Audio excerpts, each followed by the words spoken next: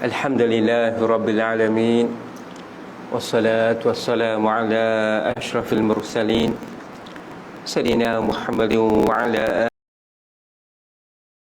alihi wa sahbihi ajma'in. Qala rabbi syrah li sadri wa yassir li amri wahlul 'uqdatam min lisani yafqahu qawli.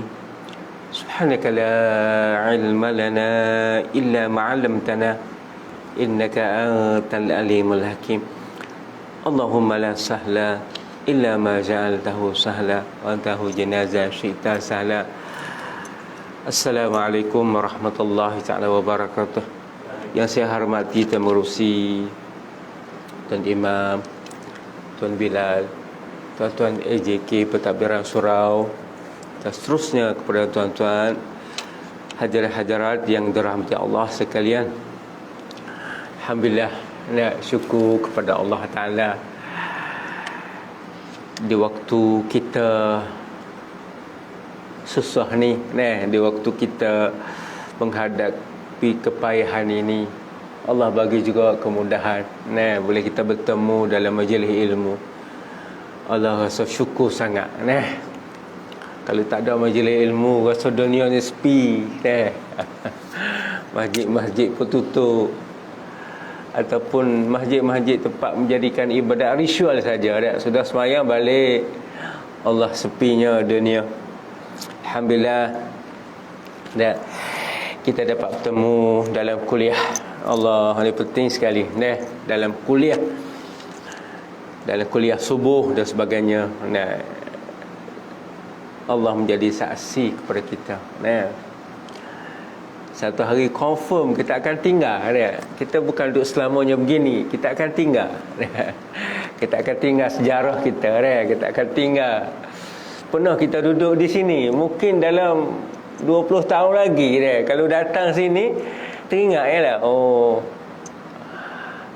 imam duduk kat sini zaman dulu. Pengurusi ada kat sini. Boleh kita renung tak? Semua kita akan tinggal, tuan-tuan. Sebab itu kita buat sejarah, kita buat baik, tuan-tuan, supaya Allah menyaksi kita di akhirat besok. Kita tak akan repeat lagi hidup kita. Yang semalam kita tak akan repeat lagi dah. Yang hari ni pun kita tak akan repeat lagi dah besok. Kita ada 3 yang masa kita. Kita ada 3 yang masa. Masa yang telah lepas, masa yang sekarang, dan masa lagi akan datang. Yang tak confirm, yang lepas dah tak boleh pakai dah. Yang lepas dah. Yang akan datang not sure sama ada kita nak hidup ataupun mati. Tapi yang sekarang ni, ni confirm hak kita. Confirm hak kita. Kejap lagi belum tentu lagi. Ini yang ni confirm hak kita punya. Dan kita tak akan repeat lagi besok. Allah. Sebab tu kita nak buat, nak tinggal benda baik, tuan-tuan. Kita nak tinggal supaya kita disaksa oleh Allah Subhanahu Wa Taala. Baik, tuan-tuan, kita sambung lagi muka surat 18 kita tengok. Kedua, tengok muka surat 18, tuan-tuan. Dia kata, kedua perkara yang dilakukan oleh sesetengah, maka gugur yang baki. Ini fardu kifayah. Kita telah tengok dah pada muka surat 17, iaitu mengenai fardu ain. Mana tak dapat tidak, setiap orang kena belajar. Ini kelebihan agama Islam, menutup setiap orang memang kena belajar. Kalau tak belajar tak boleh. Pasti belajar. Tak boleh tak belajar. Ini bagus sungguh. Sebab tu ibadat yang kita lakukan jadi cantik, sebab kita kena belajar. Kalau tak belajar, nak comel ke nak ibadat, letak pokang, tak betul. Maka Islam suruh kita belajar dulu. Inilah, tuan-tuan, inilah kecantikan agama Islam. Belajar. Agama yang profesional. Tak belajar tak boleh buat. Tak belajar tak boleh nak buat. Sebab itulah kita kena belajar. Maka agama Islam, Masya Allah. Dan seperti mana kita ketahui bahawa fardu ain, ialah perkara yang ditutup setiap orang. Ditutup. Isteri pun kena suami ajar. Dia wajib suami untuk ajar. Kalau suami tak mampu nak ajar isteri, suruh isteri tu datang belajar. Jangan duk taruh kat rumah balik ikan bawang, masak ikan bawang, ikan bawah dia. Balik ikan keli, masak ikan keli. Allah, asyik duk masak je lah. Kesian ke orang perempuan. Tak boleh nak tukar angin, nak mencari ilmu ratik, tak bagi peluang. Kena suruh, kita kena suruh.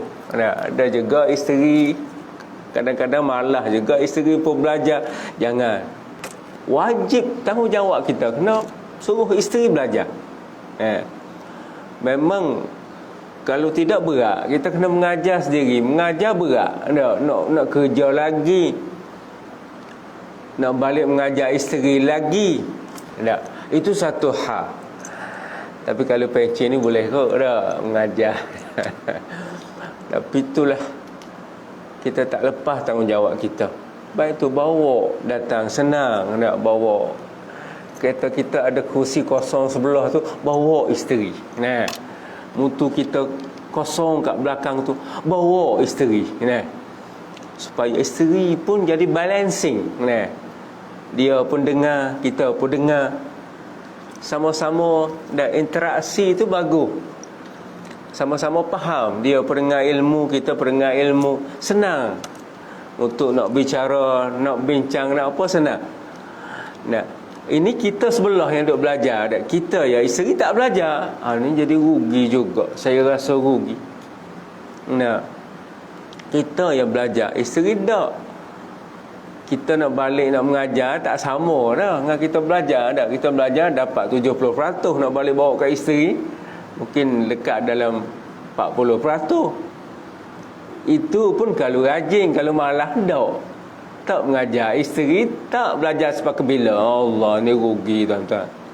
Rugi.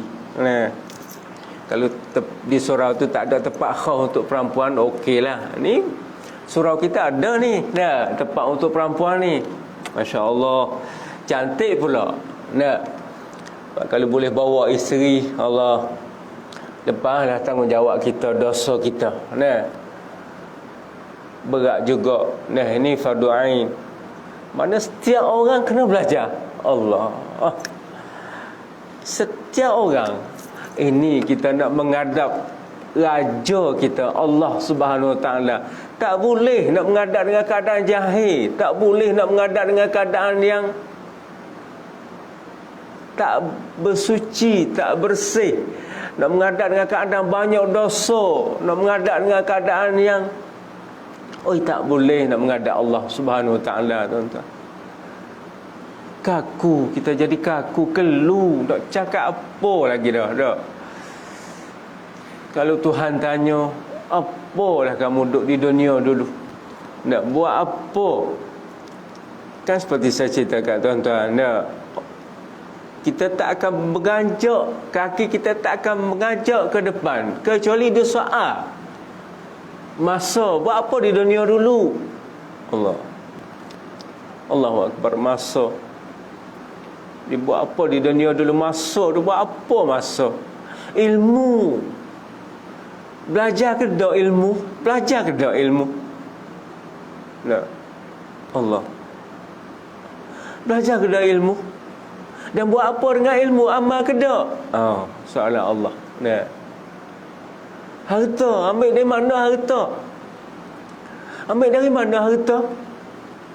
Buat apa harta? Allah. Umur, aku bagi umur tu, buat apa umur? Semua ni kita akan disoal oleh Allah Subhanahu Wa Taala. Allah, tuan-tuan, Masya Allah, kita. Sebab itulah tuan-tuan, sama-sama lah tuan-tuan, kita mengingatkan, saya pun mengingatkan diri saya, perkara yang wajib yang kita kena belajar dan kita kena mengajar kepada isteri kita. Dan di hari ini kita nak tengok pula kedua perkara yang dilakukan oleh setengah, maka gugur yang baki. Ni tak apa, ni dia panggil fardu kifayah. Dia fardu kifah ni apa? Kifayah memadai. Kifayah bahasa Arab dia kata memadai. Kifa memadai. Mana kalau dalam kampung tu tak ada orang yang belajar, tiba-tiba ada seorang yang belajar, lepas dosa-dosa yang baki itu lepas. Ni masya-Allah, mana memadai seorang. Kalau tak ada dosa semua. Kalau tak ada dosa semua pula. Memadai dengan adanya seorang. Seperti mana doktor, dalam komuniti kita ada seorang doktor. Alhamdulillah, dah lepas. Dalam komuniti kita ni ada orang engineering, lepas ada. Jika tidak berdosa setiap mereka yang tiada keuzuran baginya. Kalau tak ada berdosa setiap mereka yang tidak ada keuzuran. Kalau uzur tak apalah, kalau uzur kalau tidak, katakanlah dalam komuniti kita ni kebanyakan lawyer India, Allah, lawyer semua lawyer India, tak ada langsung lawyer Melayu. Susahnya kita nak interaksi dengan lawyer India, bayaran pun mahal misalnya. Maka ini kena ada lawyer orang Islam. Kena ada, kalau tidak berdosa. Kalau tiada keuzuran. Kalau uzur tak apalah. Mungkin masyarakat tu miskin, tak boleh nak belajar, itu lain cerita. Tapi kalau mampu, tak boleh, kena bagi ada. Iaitu perkara yang membawa kepada darurat orang Islam daripada hukum syarak. Darurat kepada orang Islam daripada hukum syarak. Doktor ni darurat. Doktor ataupun orang pandai bahasa, juru bahasa, memang penting. Orang pandai juru bahasa, orang pandai bahasa Inggeris, pandai bahasa Cina, dan sekalipun di antaranya hafal Quran dan tajwidnya. Hafal Quran dan tajwid. Hafal Quran bukan belajar. Kalau wajib hafal Quran, padan kita. Setiap orang kena hafal 30 juz Quran. Ini sekadar fardu kifayah. Mana siapa boleh hafal Quran, Allahu Akbar. Tapi hafal sikit tu wajib, fardu ain. Tapi kalau hafal semua, itu lain dah. Hukum dia fardu kifayah. Selain dari Fatihah dan sekalian ilmu syarak dan alatnya yang tidak sempurna ijtihad. Maknanya ilmu-ilmu alat, ilmu syarak, dia kata ilmu alat yang tidak sempurna ijtihad dan yang difardukan ke atas fardu kifayah juga tanpanya, dan ilmu kedoktoran. Maknanya yang darurat dalam hidup, dia tidak wajib, tidak fardu ain, tapi darurat untuk menyempurnakan kehidupan kita. Seperti mana ada qadi, tu fardu kifayah. Ada arkitek, arkitek tu fardu kifayah. Kalau tak ada arkitek, susah. Susah kita nak menyempurna kehidupan kita, payah nak menjalani. Lepas tu ada, kena ada. Ini dia panggil fardu kifayah. Manakala seorang belajar, lepaslah semua. Kalau tidak, dosa semua. Ini terkadang ilmu itu sunat, seperti ilmu ar-raqaiq. Kadang-kadang ilmu itu sunat. Sunat belajar. Sunat ni fardu kifayah lah. Seperti mana ilmu ar-raqaiq. Ar-raqaiq ni ilmu yang jenis peringatan. Ar-raqaiq ni jenis peringatan, warning dia. Kalau zaman saya belajar dulu di tahun 4 universiti, ia ada satu ilmu yang mengajar kita menulis wasiqah. Wasiqah al-wasaiq, yang panggil fiqhul wasaiq, tulis wasiqah, wasiat, cara tulis. Masya Allah, itu satu subjek di Tahun 4 Universiti, Fakulti Syariah Universiti Qarawiyin di Maghribi dulu.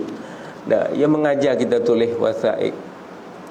Bila exam, ia ceritalah seorang mati, seorang ini dia nak menuliskan wasiat kepada anak dia.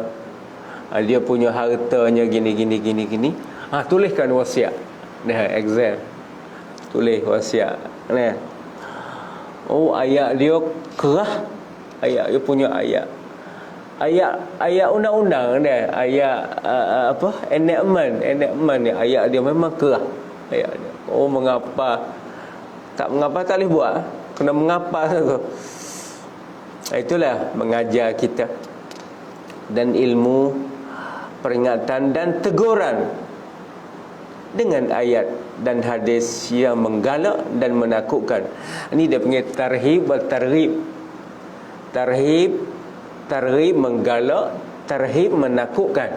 Ni menggalak dan menakutkan, seperti mana menggalak kita supaya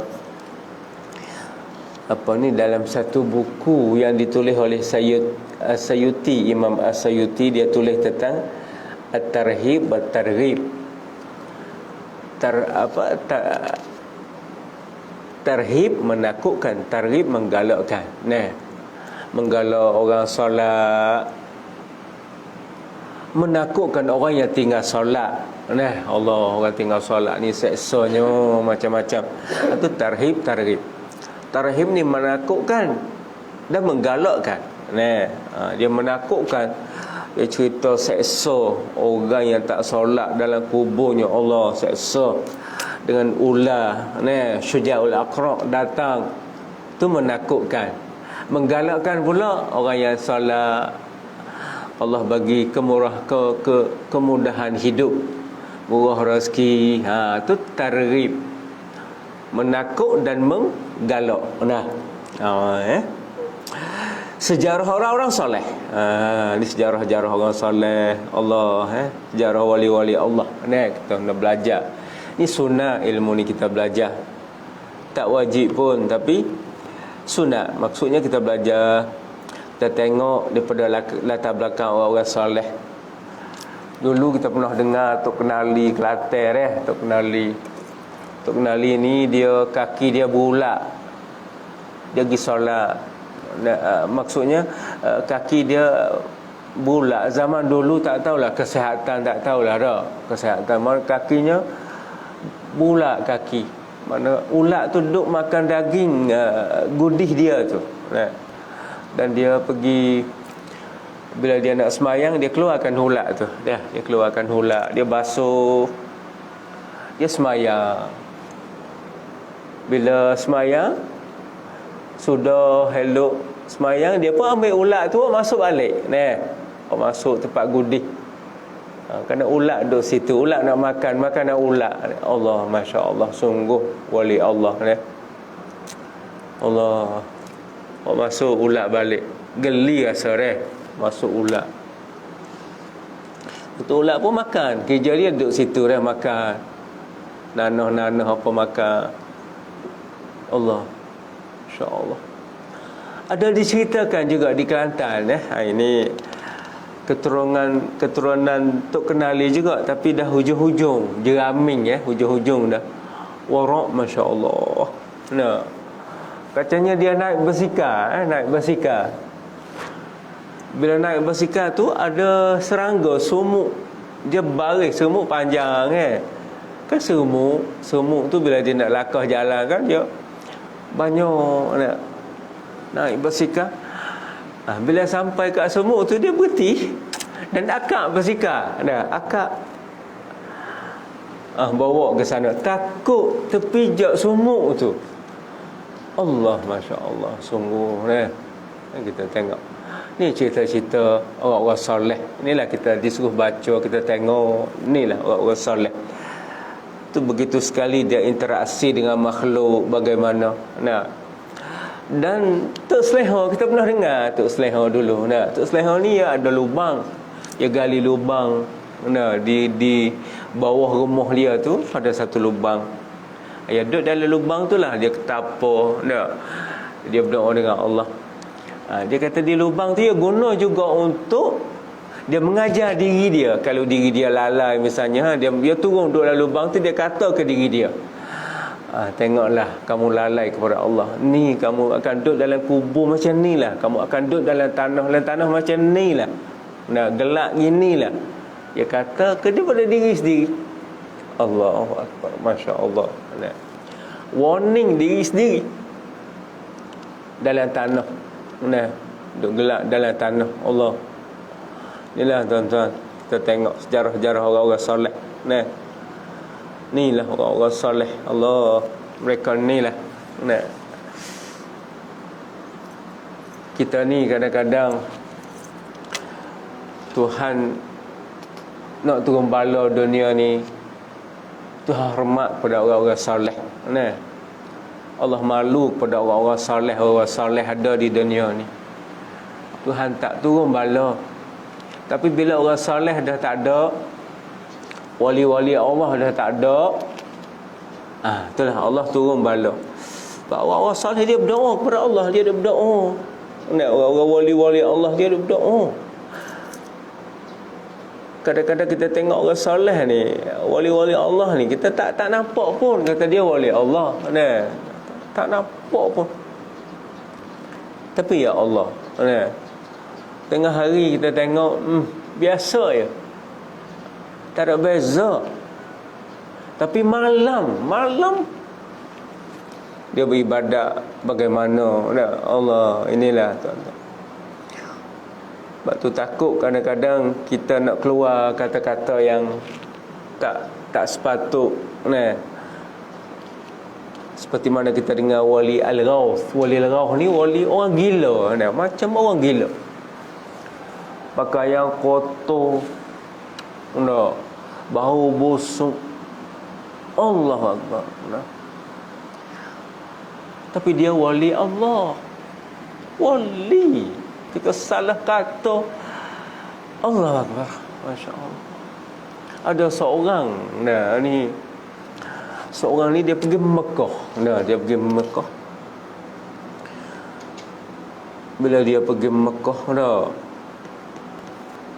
di tempat dia tawaf tu, ada seorang orang tua. Tempat dia tawaf tu ada seorang tua. Orang tua ni jadi ganggu dia.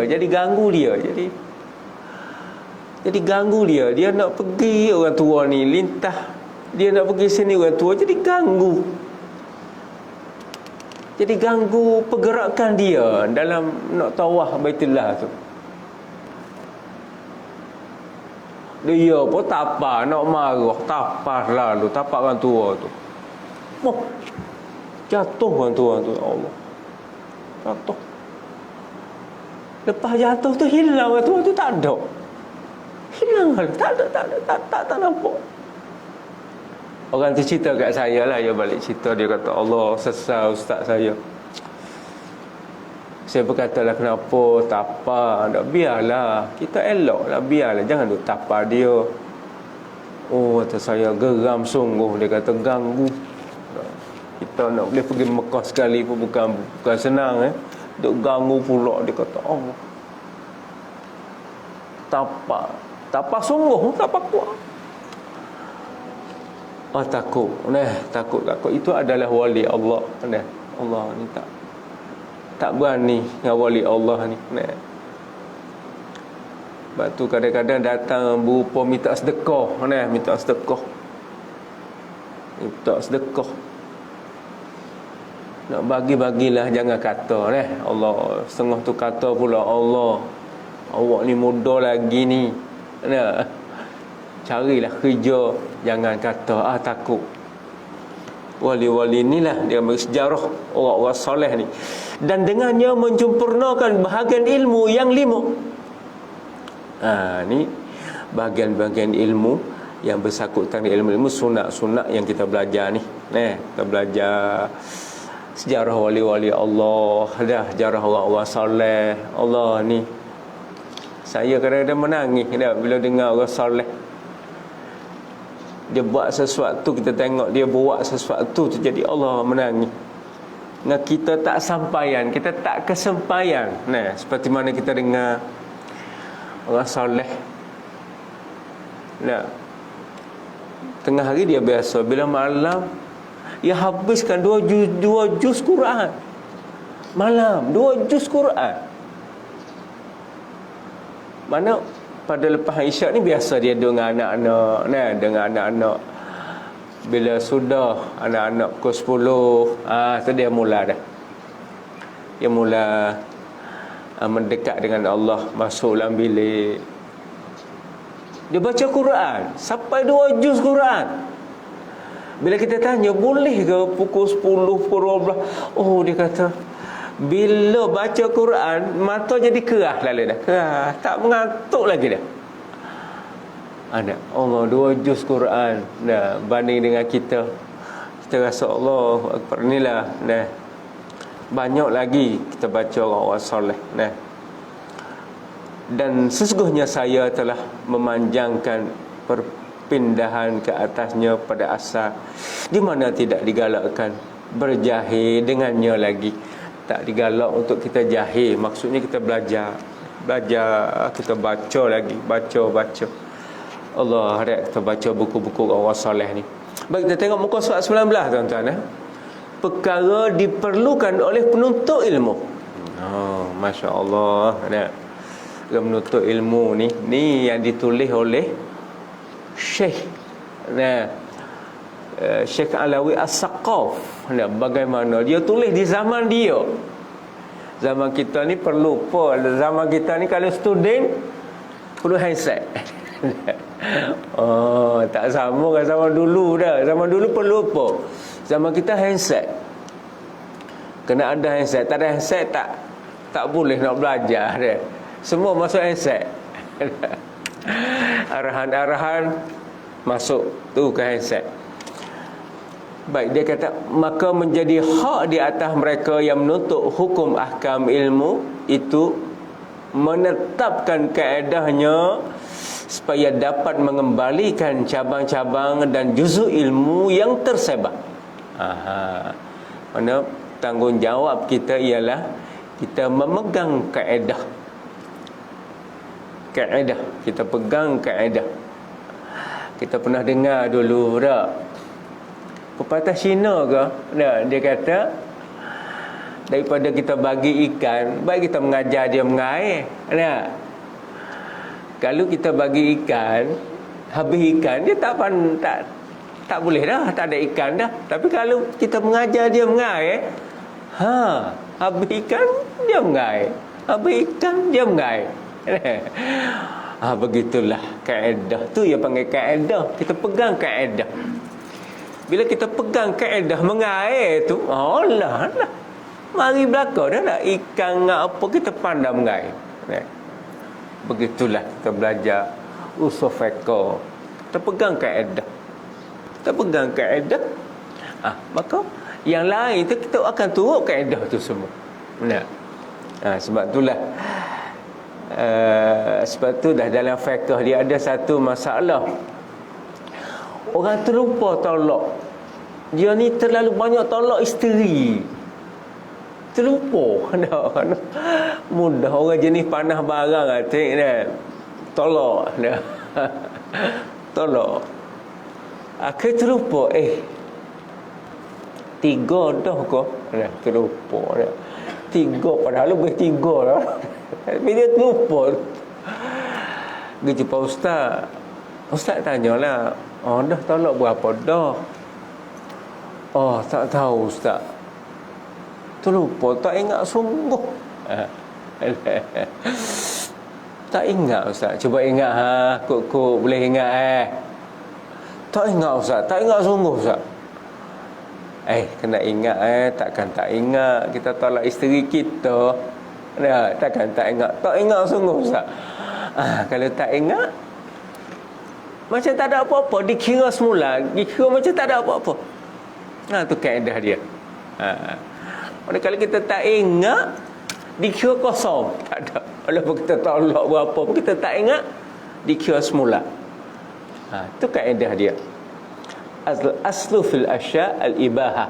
Dia panggil asal sesuatu tu haruh asal. Hak asal. Kita kembali kepada asal. Ni dia panggil pegang kaedah. Kemudian diberatkan dengan membanyakkan menghafal cabang-cabang ilmu untuk melekatkan pada ingatan, maka dapat membuahkan banyak ilmu tanpa henti dan sekatan. Kerana antara adab setiap penuntut ilmu menghafal apa yang dikehendakinya. Lepas tu kita menghafal. Mana bila kita pegang kaedah, menghafalkan cabang-cabang. Ni macam kita belajar kitab Al-Iqna fi Halli Alfaz Abi Syuja'. Sebab tu bila kita belajar kitab fiqh, kalau kita belajar fiqh ni, kita hadam satu kitab fiqh, yang lain tu sama ya fiqh. Sama. Saya dulu masa saya belajar Universiti Melaya, penyelia saya Ustaz Saleh Haji Ahmad. Sekarang ni Idris Haji Ahmad jadi senator abang dia, abang kepada Ustaz Idris tu. Dialah jadi penyelia saya untuk master masa saya buat master di Universiti Melaya. Dialah. Jadi dia kata fiqh ni, fiqh ni senang ya, dia kata. Kita hadam betul-betul satu buku, kita hafal betul-betul kaedah satu buku, kita pegang betul kaedah satu buku, yang lain tu sama ya. Sama. Tu Ustaz Saleh Haji Ahmad, dia ajar gitu, dia tu senang. Sebab tu Ustaz Saleh ni memang fiqh terkenal. Fiqh jangan. Pandai sungguh fiqh dia. Kadang-kadang bila ada masalah, dia bincang, dia tanya dengan pelajar, dia kata, macam mana Ustaz? Pernah sekali dia tanya, macam mana Ustaz kalau masalah apa dah, dia tanya mula, dia tanya, cuba Ustaz balik tengok buku sikit Ustaz, cuba bincang sikit, masalah ni masa kurang jelas ni, dia kata. Ustaz Saleh, style dia lah gitu, dia suruh pelajar bincang. Jadi pelajar tu boleh ilmu lah, dia bincang pada yang sama, pelajar tu cari buku. Cara dia lah gitu. Carilah, dia kata, kitab fiqh mana, sebuah kitab fiqh tu hadam betul-betul, boleh betul-betul baca, sama ya, pergi lepas tu sama ya fiqh. Ustaz Saleh Haji Ahmad Allahu Akbar. Itulah dia di mana sekarang. Allah, Tuan Guru kita rindunya. PKP pula Allah, di mana sekarang dia. Baik, justru kata syair, syair bahasa Arab. Kata syair, idza lam takun hafizan wa'iyan fajam'uka lil kutub la yanfa atahdur bil jahli fi majlis wa ilmuka fil kitabi mustawda. Ini orang Arab.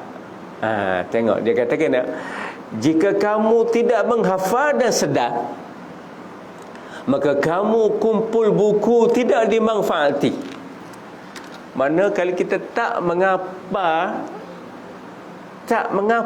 apa yang kita belajar tu, dan tak sedar, tak faham, tak jadi deh kalau kita belajar tak hafal. Zaman budak-budak dulu pun kita duk pondok pun dah. Zaman saya dulu duk pondok, tak hafal tak jadi. Memang kena hafal kaedah usul fiqh, usuluddin. Kita hafal kaedah dia. Bila kita hafal, dia melekat. Sampai sekarang kaedah tu lekat. Seperti mana kaedah dia kata, ni ustazah mengajar, al-ilmu bila amalin kasyajarin bila thamarin. Ilmu yang tak beramal seperti pokok yang tidak berbuah. Kaedah hafal zaman dulu masih ingat lagi sekarang ni, masih fresh. Bila kita nak mengajar ingat. Kadang-kadang kita nak ceramah masih ingat lagi kata-kata guru. Berkat. Walaupun dia dah meninggal guru kita, Allahu Akbar, meninggal. Tapi ya Allah, kita teringat guru. Baiklah, bagaimana dunia ni kalau tak ada guru, Allah. Sebab itulah dia kata, kalau kita tak hafal, jika kamu tidak menghafal dan sedar, tak memahami, ya kita hafal ni, kita faham dulu baru sedar hafal, baru kita hafal.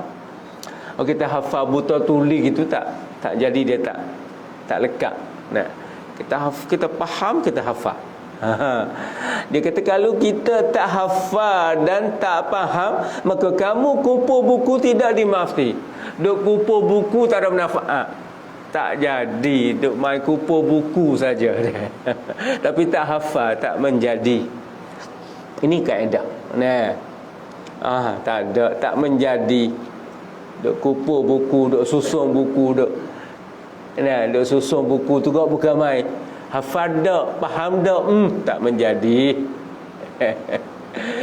Kadang-kadang orang panggil style, orang pergi belajar luar negeri ni, dia beli buku.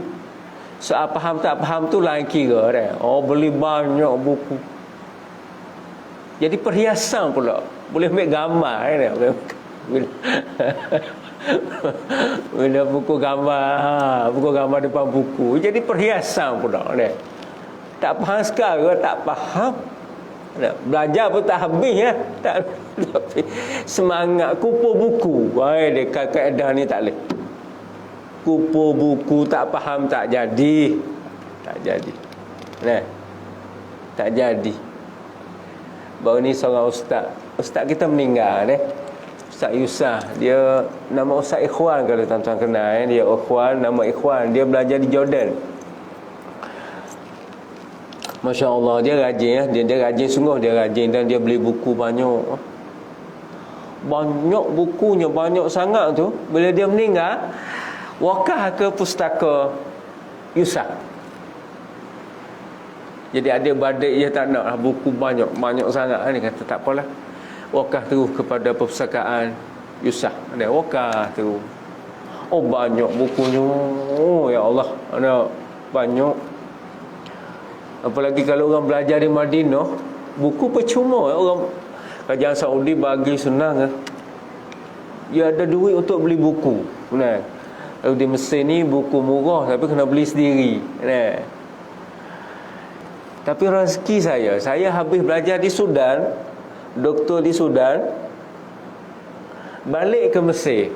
Nak balik ke tempat kita ni, nak balik ke Kelantan tu, saya singgah Mesir dulu. Tak ada duit nak beli buku. Sudan mahal buku. Mesir pun duit kita lebih banyak mana, nak beli buku tak boleh. Tapi niat nak beli buku jumpa pelajar Mesir di mana yang buku yang tabarruk. Tabarruk ni buku yang diberi percuma kepada pelajar-pelajar. Pergilah satu muassasah. Satu muassasah. Cerita kat dia lah, saya ni habis doktor di Sudan, saya nak kau ada buku-buku, saya tak berapa duit banyak nak beli buku. Masya Allah, bagi banyak buku, bagi sungguh.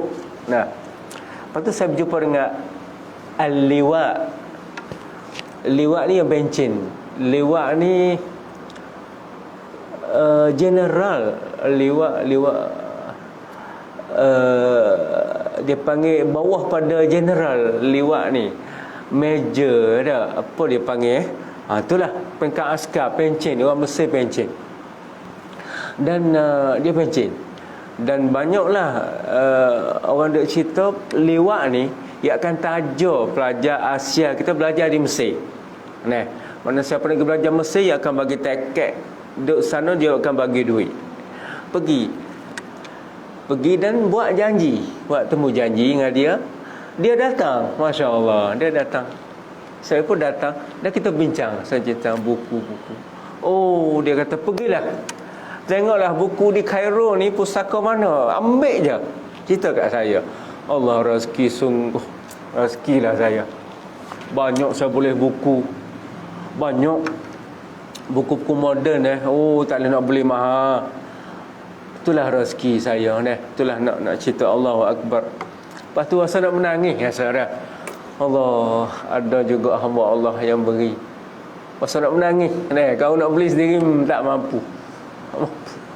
Itulah nak cerita bahawa Allah tuan-tuan. Jadi itulah tuan-tuan mana kita kembali kepada kaedah. Kena mengapa Zaman dulu, zaman sekarang ni pun kita faham. Biar faham, kita belajar.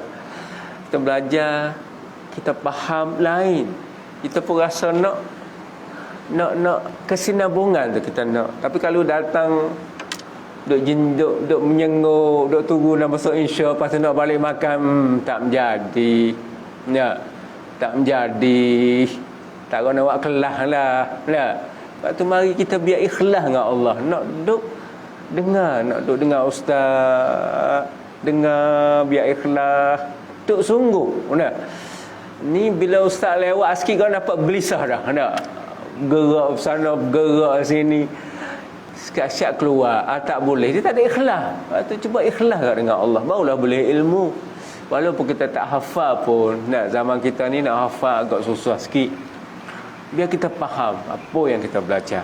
Jadi pagi ni setakat ni lah tuan-tuan Mudah-mudahan Allah Ta'ala menafaatkan kita di pagi ni. Dan kita akhiri sama-sama kita baca doa auzubillahi minasyaitonirrajim. Bismillahirrahmanirrahim. Allahumma zidna ilma wa fahma warzuqna al-uluman nafi'ah. Allahumma rzuqna lisanan zakiran wa qalban syari'ah. Allahumma inna nas'al husnal khatimah. Allahumma rzuqna taubatan nasuha qabla al-maut. Allahumma ya muqallibal qulub tsabbit qulubana ala dinik. Wa sallallahu alaihi wasallam. Walhamdulillahi rabbil alamin. Taqabbalallahu minna.